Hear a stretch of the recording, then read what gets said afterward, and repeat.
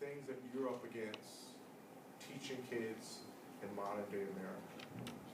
Not a big Obama press conference, watch him on TV, I think he's a handsome guy. Not maybe as handsome as I am, but hey, this guy's a millionaire, he's the president, I love him. But what was really interesting is, here we are, only about 4 years later, and we're changing the philosophy of American education all over again.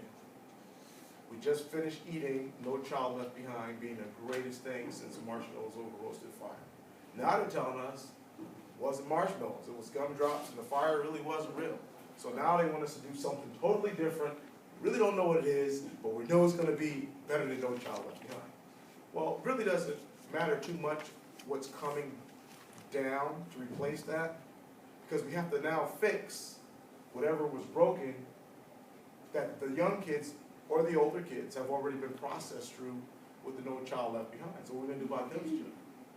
And if it's all about testing and it's all about achievement, well, part of education in the learning process is the behavior pattern. You're in college now and you've made it this far because of good study habits, because of good self-discipline, not because you said, you know what, today I'm going to really start studying. Well, how do you do that with Facebook, Twitter, LinkedIn? All the great shows are. I mean, like all of the new shows are about to come out. Walking Dead, Sons of Anarchy, all my great shows. I love series. I mean, so if you don't have discipline, you'll be for TV like this, you know.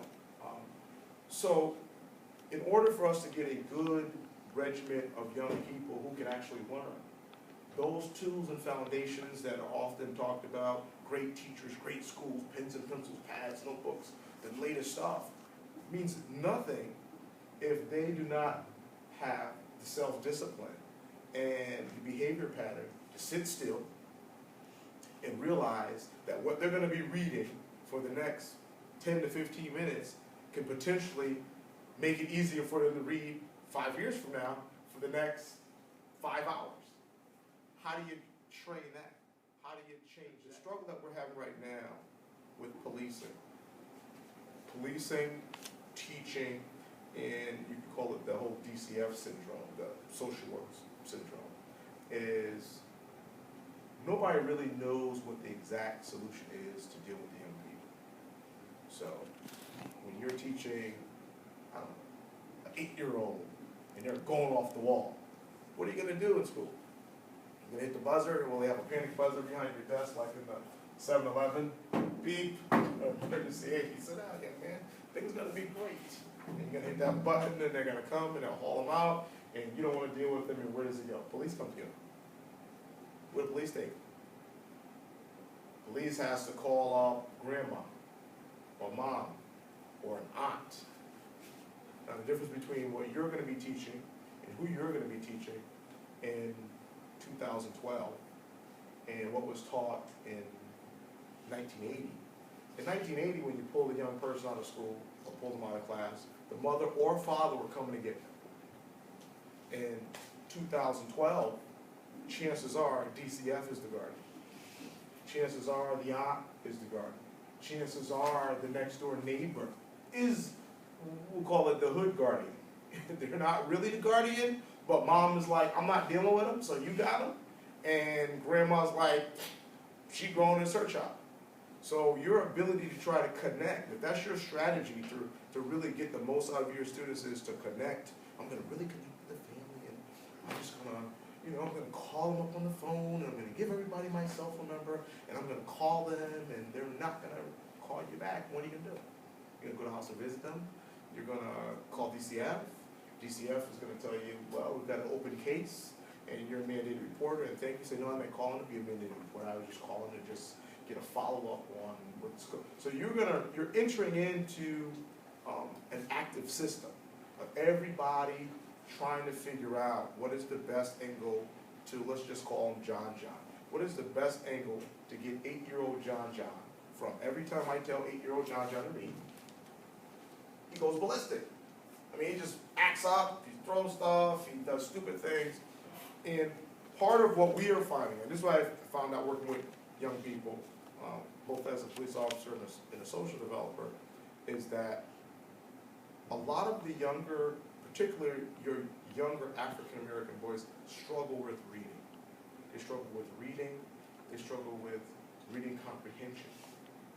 Reading and reading comprehension is kind of like the baseline of your ability to communicate. Like really, really communicate. And when I say communicate, I don't mean like, hi, how you doing, raise your hand. I'm talking about me able to tell you what I feel, what's on my mind, and express my emotions as, sometimes we say, use your big boy words, opposed to just outbursts and kind of like these repetitive statements. Yeah, you know what I'm saying, whatever. And you have to understand that even many of your white students are now dealing with that type of environment, that type of culture where it's actually encroaching upon all of young people. So it doesn't matter if you come from Madison or if you came from New Hallville. You can go on the internet and you can just as easily be absorbed in that whole mantra of neighborhood thing going on as the person that's actually standing on a block.